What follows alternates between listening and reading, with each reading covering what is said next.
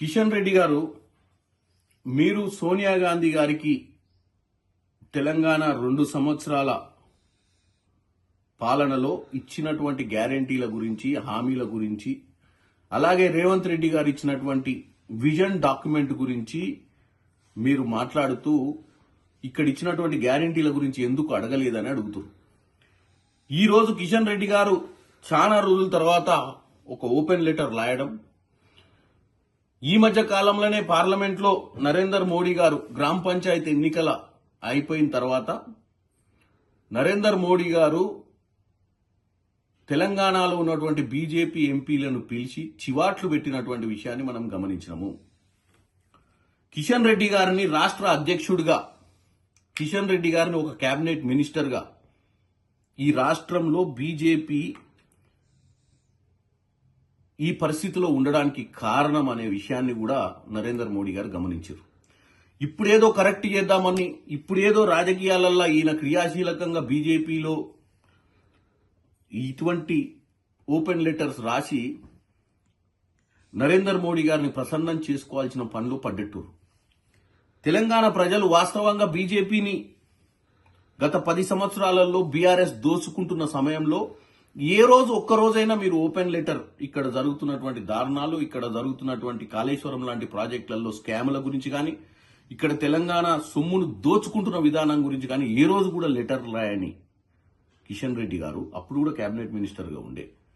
మరి ఈ రోజు 2 సంవత్సరాలకే కాంగ్రెస్ పార్టీ ఇచ్చిన హామీలను నెరవేర్చలేదని, దోచుకునేందుకు కాదు, ఇచ్చిన హామీలను నెరవేర్చలేదని విజన్ డాక్యుమెంట్ మీద మీరు ఒక ఓపెన్ లెటర్ రాయడాన్ని తెలంగాణ ప్రజలు గమనించాలి.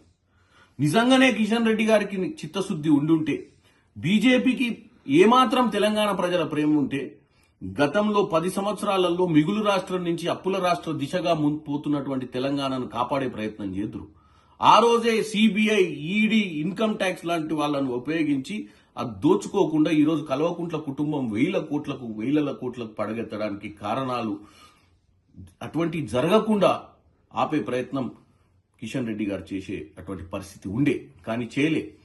కానీ ఇప్పుడు మాత్రం ఒక ఓపెన్ లెటర్ రాయడం, మేమిచ్చే గ్యారంటీలు ఇస్తూనే ఉన్నాం, ఇంకా ఇవ్వాల్సిన గ్యారంటీలు లేకపోవడానికి కారణం కిషన్ రెడ్డి గారికి తెలుసు. ఎందుకంటే పదే ఆయన కూడా కేబినెట్ మినిస్టర్గా ఉన్నప్పుడు రేవంత్ రెడ్డి గారు ఢిల్లీకి ఎందుకు పోతుండు, ఎందుకు వాళ్ళ తోటి మంత్రులను కలుస్తుండో కిషన్ రెడ్డి గారికి తెలుసు. కానీ కిషన్ రెడ్డి గారు ఈ విషయాన్ని తెలంగాణ ప్రజలకు చెప్పదలుచుకోలేదు.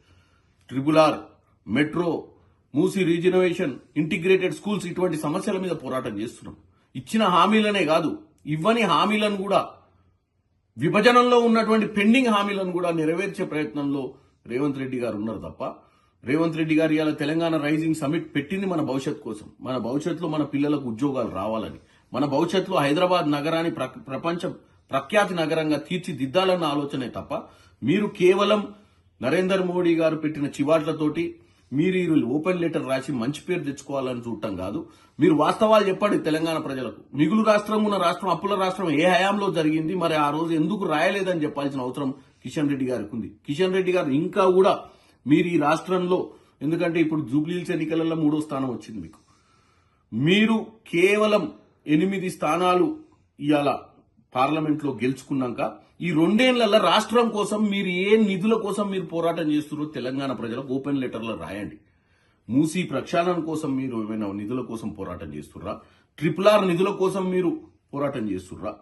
మెట్రో ఫేజ్ 2 ఇన్ని రోజుల నుంచి ఎల్ఎన్టీకి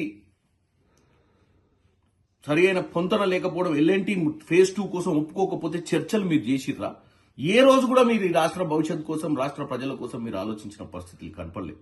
కేవలం మీరు సడన్ గా అప్పుడప్పుడు వచ్చి ఇట్లా ఓపెన్ లెటర్ రాసి మీ రాజకీయ మనుగడను కాపాడుకోవడం కాదు, బాధ్యతగా మీరు రాష్ట్రానికి రావాల్సిన నిధులు తీసుకొద్దాం, బాధ్యతగా 6 గ్యారెంటీలు నెరవేర్చాలంటే మాకు మీరు సహకరించాల్సిన అవసరం ఉంది. ఈ అప్పుల రాష్ట్రంలో ప్రజలకు మంచి చేయాలన్న ఉద్దేశంతో మేము ముందుకు పోతున్నాం. కాబట్టి మీరు ఈ ఓపెన్ లెటర్తో పాటు మీరు మీ 8 మంది ఎంపీలు అన్ని మంత్రిత్వ శాఖలను కలిసి తెలంగాణ అభివృద్ధికి పాటుపడాలని కోరుకుంటున్నాం.